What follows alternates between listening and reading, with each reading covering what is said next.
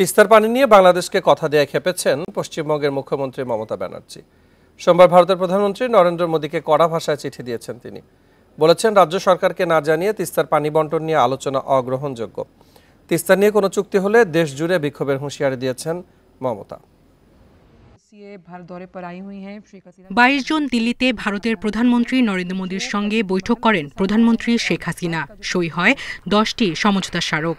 এছাড়া তিস্তার পানি বণ্টন নিয়ে কারিগরি টিম পাঠানো এবং রংপুরে উপ হাই কমিশনার খোলার ঘোষণা দেন মোদী।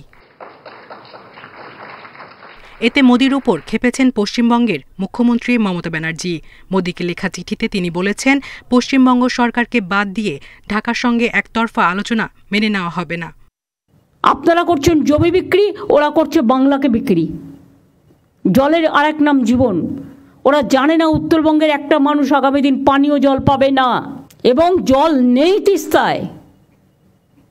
গায়ের জোরে ভাবছে নর্থ বেঙ্গল থেকে জিতেছি বলে নর্থ বেঙ্গলের মানুষকে ডিপ্রাইভ করব।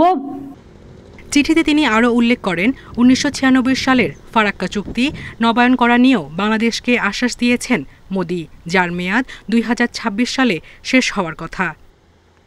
তিস্তা ও ফারাক্কা চুক্তি ইস্যুতে একতরফা সিদ্ধান্ত হলে দেশ জুড়ে আন্দোলনের ডাক দেবেন বলেও হুঁশিয়ারি দেন মমতা।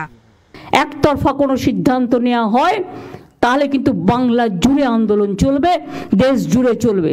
তার কারণ বাংলাকে বঞ্চনা এবং বাংলার জল বিক্রি করে দেওয়া মানে আগামী দিন গঙ্গার ভাঙন আরও বাড়বে। আমি বন্ধুত্ব করতে চাই, কিন্তু বাংলাকে বিক্রি করে দেওয়ার স্বার্থে নয়। এছাড়া আত্রাই নদীতে বাঁধ দেওয়ায় বাংলাদেশকেও দুষছেন মমতা।